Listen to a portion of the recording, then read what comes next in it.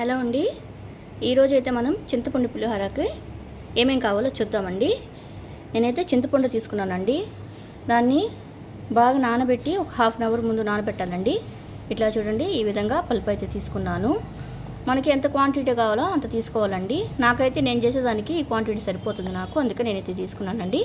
కొంచెం ఉప్పు, పసుపు పొడి, ఎండుమిరపకాయ ఒకటి, పచ్చిమిరపకాయ ఒకటి, కొంచెం కరివేపాకు, వేరుశనగపప్పు, పచ్చెనగపప్పు, మినప్పప్పు, కొంచెం తెల్లగడ్డ క్రష్ చేశానండి 5 రెబ్బలు, కొంచెం జీలకర్ర, కొంచెం ఆవాలు, కొంచెం కరివేపాకు.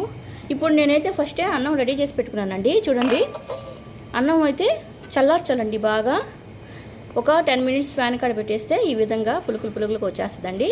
ఈ విధంగా ఉంటేనే మనకి పులిహోరకి బాగుంటుందండి రైసు. ఇప్పుడైతే ఎలా చేయాలో చూద్దామండి. ఓకే అండి, ప్యాన్లో ఆయిల్ వేసి కొంచెం హీట్ అవ్వనివ్వాలండి. ఎక్కువ హీట్ అవ్వకూడదండి, లైట్గా హీట్ అయితే చాలండి. ఎందుకంటే వేరుశనగపప్పు తొందరగా బ్లాక్ వచ్చేస్తుందండి. అట్లా వస్తే బాగా ఉడకదు పప్పు లోపల కూడా. కొంచెం సిమ్లో పెట్టి నూనె కొంచెం వేడైనాక ఈ విధంగా ఫ్రై చేసుకుంటా ఉంటే లోపల వరకు బాగా ఫ్రై అవుతుందండి. అప్పుడైతే చాలా బాగుంటుంది తినేటప్పుడు. అందుకని ఫస్ట్ వేరుశనగపప్పు వేసుకొని బాగా ఫ్రై చేసుకుందామండి. చూడండి, ఇప్పుడు వేరుశనగపప్పు అయితే కొంచెం కలర్ మారుతూ ఉందండి లైట్గా. చూడండి, ఈ టైంలో మనము ఫస్ట్ తీసుకున్నాం కదా పచ్చెనగపప్పు, మినప్పప్పు, ఇవి కూడా వేసుకుందామండి. ఫస్ట్ ఈ పప్పులన్నీ బాగా వేయించేసుకోవాలండి, తర్వాత మిగతావి వేసుకోవాలి. ఎందుకంటే ఇవి ఉడికేందుకు కొంచెం టైం తీసుకుంటాయి ఫ్రై అయ్యేదానికి. సో అందుకని ఇవైతే కొంచెం లైట్గా ఫ్రై చేసుకుందామండి మొత్తం. ఓకే అండి, ఇప్పుడైతే చూడండి, మనం వేసుకున్న పచ్చెనగపప్పు, మినప్పప్పు కూడా కొంచెం రెడ్డిష్గా వచ్చిందండి. సో ఇప్పుడు మనం ముందు తీసుకున్న కొంచెం జీలకర్ర, కొంచెం ఆవాలు వేసేసుకుందామండి. ఇవి కూడా వేసుకొని కలుపుకుందాం బాగా.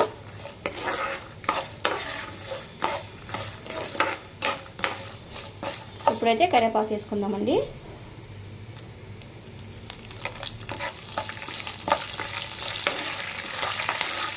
కరివేపాకు వేసుకొని బాగా కలబెట్టుకోవాలండి. లాస్ట్గా మనం తీసుకున్న పచ్చిమిరపకాయ, ఎండుమిరపకాయ ఉంది కదా, అది కూడా వేసుకోవాలండి. చూడండి, వేసుకొని బాగా ఒకసారి కలిపెట్టాలండి. ఈ ఎండుమిరపకాయ వేసినాక ఎక్కువసేపు ఉండకూడదండి, ఎండుమిరపకాయ బ్లాక్ అయిపోద్ది. చూడండి, సరిపోతుంది. ఇప్పుడైతే మనం తీసుకున్న తెల్లగడ్డ ఉంది కదండి, లాస్ట్లో వేయాలండి. ఎందుకంటే ఇది రెడ్ వచ్చేస్తుంది ఊరికేనే. అందుకని మనం లాస్ట్ చింతపండు పులుసు పోసే ముందు కొంచెం ఉడికట్లాగేసి ఒక్క నిమిషం ఫ్రై చేస్తే సరిపోద్దండి. నేను తెల్లగడ్డని కొంచెం క్రష్ చేశానండి, లైట్గా క్రష్ చేశాను. ఈ పులిహోర తినేటప్పుడు ఈ టేస్ట్ కూడా మనకు బాగా తెలుస్తుంది, బాగుంటుంది. ఇప్పుడైతే మనం ఫస్ట్ తీసుకున్న చింతపండు రసం ఉంది కదండి, ఈ చింతపండు రసం ఎత్తి ఇప్పుడు యాడ్ చేసేసుకుంటానండి. యాడ్ చేసుకున్నానండి. ఇప్పుడు నేనైతే ఫస్ట్ తీసుకున్న పసుపు, ఉప్పు ఇప్పుడు వేస్తున్నాను. ఇప్పుడు మొత్తం మిక్స్ చేసేయాలండి.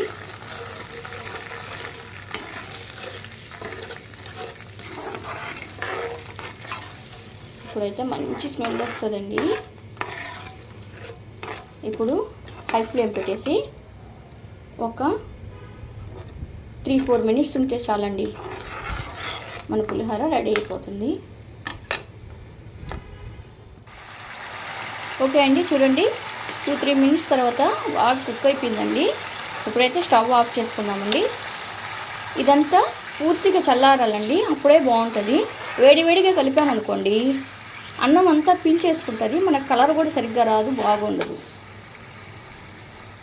ఓకే అండి, ఇప్పుడు ఇదైతే బాగా చల్లారిపోయిందండి. ఇప్పుడు మనం దీన్ని అన్నంలో యాడ్ చేసుకుంటాము. చూడండి, నేనైతే కొంచెం కొంచెం యాడ్ చేస్తున్నానండి. ఒకేసారి కూడా చేసుకోవచ్చు, కానీ కొంచెం కొంచెం వేసి కలుపుకుంటే ఎక్కడెక్కడ ఉండలు లేకుండా అన్నానికంతా బాగా పట్టుద్దండి. ఇది ఒకసారి మొత్తం చిన్నగా కొంచెం కొంచెం కలుపుకుందామండి. ఇప్పుడు చూడండి, నేనైతే బాగా మిక్స్ చేసానండి. ఈ విధంగా మిక్స్ చేసి ఒక 10 మినిట్స్ దీనిపైన మూత పెట్టేద్దామండి. అప్పుడైతే బాగా సెట్ అవుతుంది. 10 మినిట్స్ మూత పెట్టేద్దామండి. ఇప్పుడైతే 10 మినిట్స్ వెయిట్ చేయాలండి. 10 మినిట్స్ తర్వాత చూద్దామండి. ఓకే అండి, 10 మినిట్స్ అయింది. ఇప్పుడు చూద్దాం. చూడండి ఎంతో కలర్ఫుల్గా ఉండే మన చింతపండు పులిహోర రెడీ అయిపోయిందండి.